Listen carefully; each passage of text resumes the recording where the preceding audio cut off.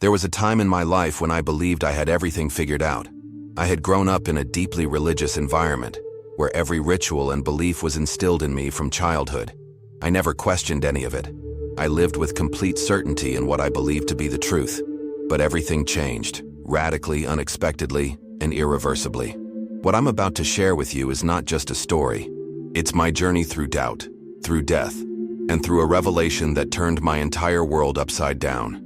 If you've ever questioned your beliefs or felt the pull of something greater than yourself, I urge you to stay with me, because what I saw on the other side, it's something I can't keep to myself anymore. I was born into a devout Muslim family. My name is Hussein, and for most of my life, Islam was not just my religion, it was my identity. I prayed 5 times a day. I fasted every Ramadan without fail. I studied the Quran with discipline and reverence. I believed that Islam held all the answers. My parents were proud of my devotion. I was the son who never questioned, who followed the path laid out for him with complete trust. To me, Jesus was just a prophet. Christianity was something distant, unfamiliar, and honestly, irrelevant. I never saw the need to compare or explore. Why would I? Everything I needed was already in front of me, or so I thought.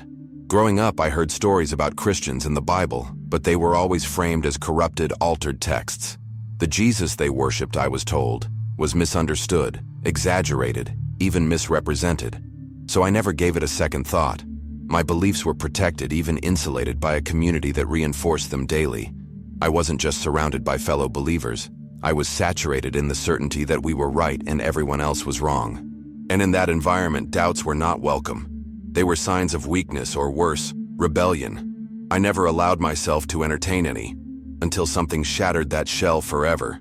It was a normal day. That's what makes it so chilling. I had just left work, tired but focused on getting home. The streets were noisy, like always. Cars honked, people yelled, lights flashed. Nothing out of the ordinary. I had driven that route 100 times. I knew every stoplight, every turn, every intersection. And then, without warning, it all ended.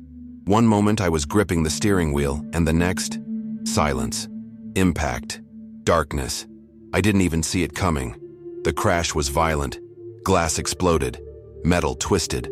My body slammed forward, then sideways, then nothing. At first I thought I had blacked out, but when I opened my eyes, I wasn't in pain. I wasn't even in my body. I was floating, somewhere above or beside the wreckage, and I saw myself, my body, broken, bleeding, slumped over the dashboard. That was the moment I knew something was terribly wrong. Panic should have overtaken me, but instead, there was stillness. A numb, eerie calm that made everything feel more real than any nightmare. I tried to speak. I tried to move, but nothing responded. It was as if I no longer belonged to the world I had always known. I watched as people ran toward the scene. A woman cried out. A man yelled for an ambulance. I could see it all, hear it all, but I couldn't interact. I was an observer, a ghost, and then I felt something, an invisible pull. It wasn't physical, but it was stronger than any force I'd known. It began to drag me away from the crash, away from my body, away from the earth. The world I knew faded. The city lights vanished. Sounds dulled into silence, and I was pulled into an endless darkness. A void with no direction, no light, no voice, just movement. I had always believed that after death I would be judged. Angels would greet me. I'd be taken to either heaven or hell. That was the certainty I had lived with. But none of that happened. There were no angels, no divine presence, just emptiness. An infinite void that stretched beyond comprehension. My mind reeled. Was this a mistake? Wasn't I supposed to see something? Someone? Why was everything so terrifyingly silent? And in that silence, a question whispered through my soul. What if everything I had believed was wrong? That question burned inside me. It wasn't just a doubt. It was a crack in the foundation of everything I had ever known. And as I floated through that nothingness, I began to feel the first tremors of something far more powerful, more real, and more terrifying than I had ever imagined. My beliefs, my identity, my entire world, everything was about to be tested. I didn't know it then, but I was being led to an encounter that would change me forever. And it all started with the question I never dared to ask. What if I've been deceived? When I say I was pulled into darkness, I don't mean a metaphorical emptiness. I mean literal, conscious, terrifying nothingness. It had no beginning, no end. I was moving, but there was no direction, no time, no landmarks. I wasn't falling, but I wasn't floating either. I had no body, yet I still had awareness. And in that awareness came a dreadful realization. I was completely alone. The silence wasn't peaceful. It was suffocating. Every second that passed without light, without sound, without meaning, chipped away at my sanity. And that's when fear really settled in. Not the fear of death, but the fear that death might be forever. That this endless void was my new reality. My thoughts raced. I searched my mind for anything.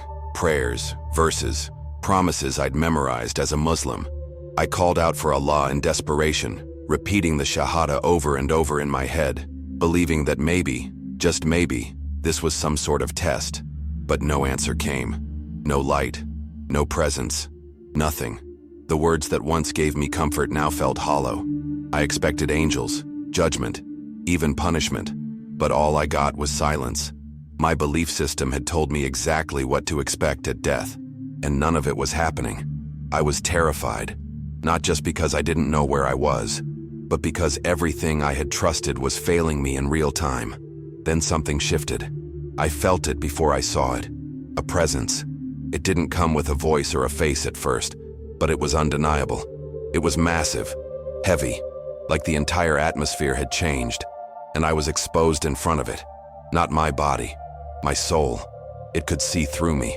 Not just my actions, but my motives, my thoughts, my fears, my lies. And as this presence grew closer, I felt like I was shrinking. I felt all the masks I had worn my entire life fall away. And then, in a moment I will never forget, I saw him. Not a figure of light, not a prophet, but a man. Radiant, pure, indescribable. And somehow, I knew it was Jesus.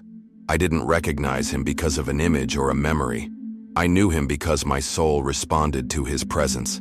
It wasn't just awe, it was collapse. I couldn't stand. I didn't choose to kneel. I fell. It was like gravity gave out beneath me, and the weight of truth brought me to the ground. I felt seen, known, unhidden. Every moment of my life came rushing back to me. Every lie I had told, every doubt I had buried, every moment I had pushed away the idea that maybe, just maybe, Jesus was more than a prophet. And now he stood before me, not with wrath, but with sorrow, not to condemn, but to reveal. And that was the beginning of the undoing of everything I had ever known. He didn't yell. He didn't demand. He simply spoke. My name, Hussein. The way he said it, it was like he had known me since before I was born. Like he had watched every moment of my life with love and heartbreak. He said one thing that cut through me like a sword. You have been deceived. And even though my mind screamed in resistance, my spirit already knew it was true. Still, I argued. I repeated what I had believed all my life, that Muhammad was the last prophet, that the Quran was the final word, that Islam was the true path. I clung to those beliefs like a drowning man clings to a sinking ship, because if I let go, who would I be? But Jesus didn't debate. He didn't present arguments or scriptures. Instead, he showed me, and what he showed me shattered everything. In an instant, I was taken to another place, a vivid, ancient landscape. I saw the cross. I saw him beaten, bloody, carrying the weight of wood and the sins of the world. I saw the crucifixion, not as a myth or misunderstanding, but as a reality, and it destroyed the narrative I had built my entire life around. I watched in silence, unable to look away, as nails pierced his hands, as he struggled to breathe, as the sky darkened, as the ground trembled.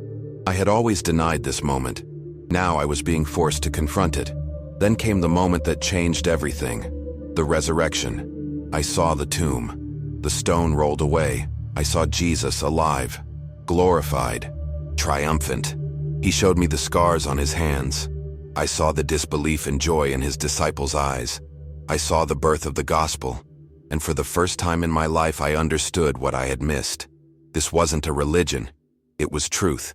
Living, breathing, eternal.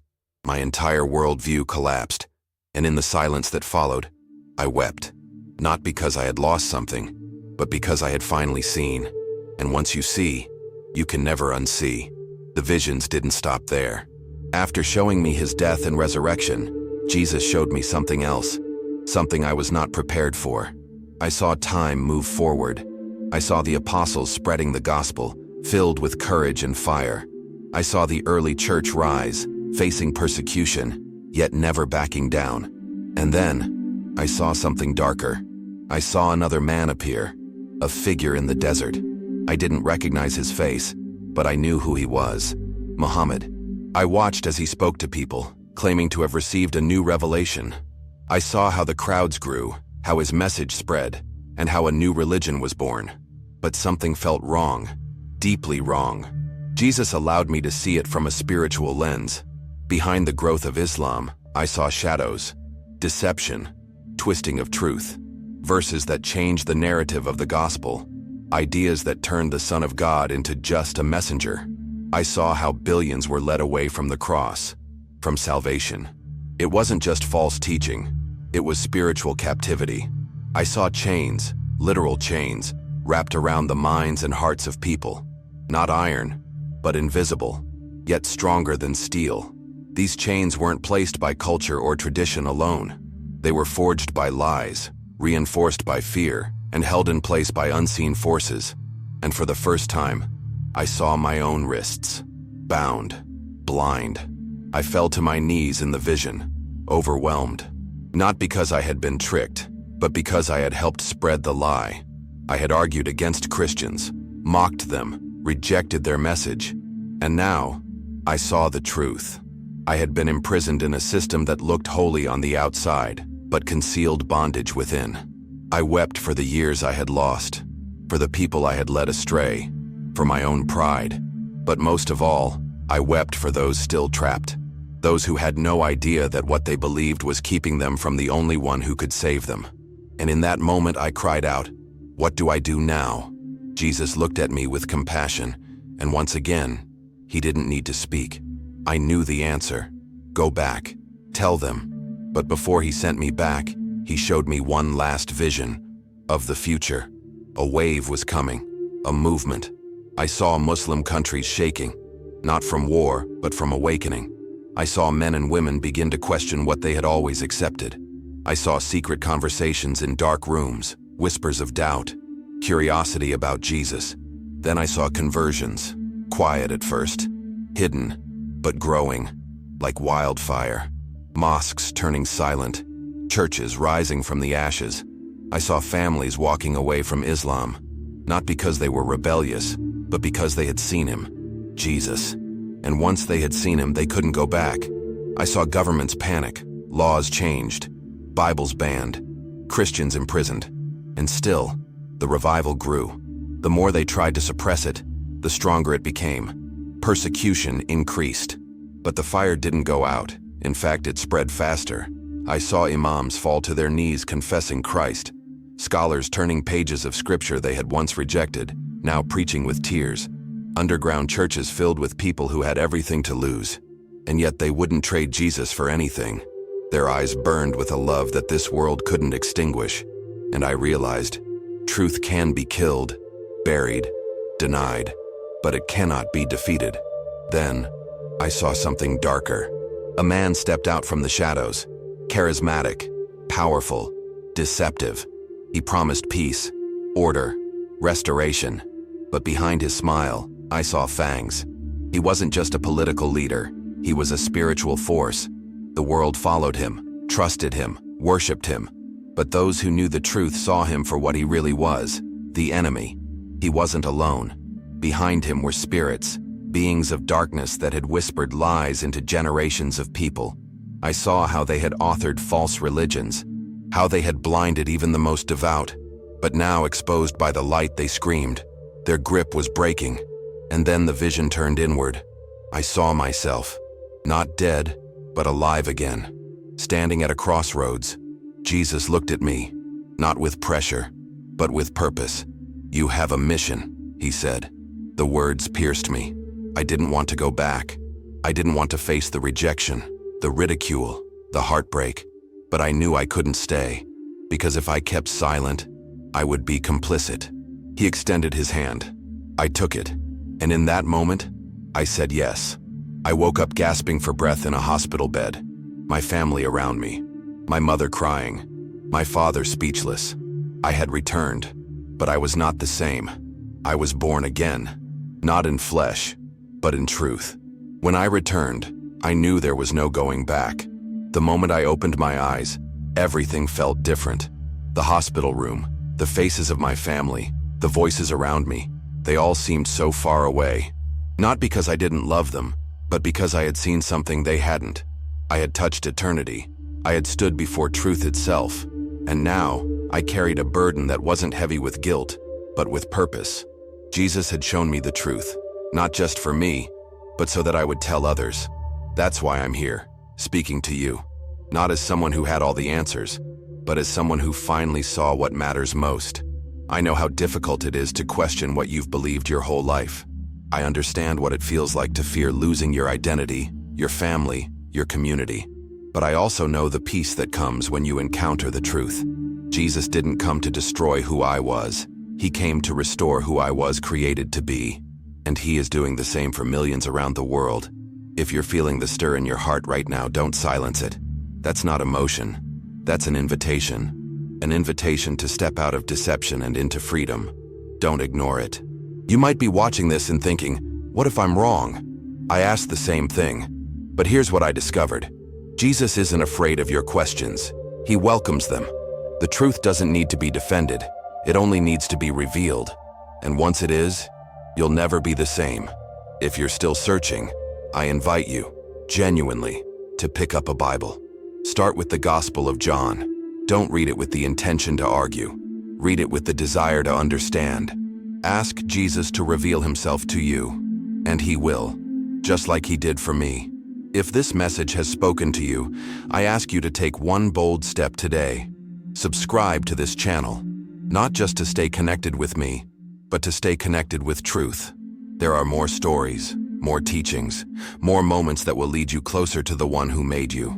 Share this video with someone who needs to hear it. Not everyone will listen, but someone will. And that someone might be standing where I once stood, on the edge of eternity without knowing the truth. And if you're ready, really ready, to follow Jesus, then say it, right now, out loud. Jesus, I want to know you. I believe you are the truth. That one sentence can change everything. It changed my eternity. And it can change yours too. Don't wait for a vision. Don't wait for death. The invitation is here, today. Follow Jesus. He's not just the way. He is the only way. You were made for more than religion. You were made for relationship with the living God. This isn't goodbye. This is just the beginning. If you've walked with me through this story, I want you to know you're not alone. Whether you're filled with faith or flooded with questions, you have a place here. This space is for seekers, for doubters, for believers, for those in between. And I will be here, walking this journey with you, week by week, story by story, step by step. So don't disappear. Don't drift back into the noise. Turn on the notifications. Leave a comment. Tell me your story. Ask your questions. I'll respond. We are in this together. Thank you for listening, not just with your ears, but with your heart. I pray that something in my story opens a door in yours. I pray you have the courage to walk through it. Until next time, stay hungry for the truth, stay close to Jesus, and remember, you are deeply loved, more than you could ever imagine. I'll see you soon.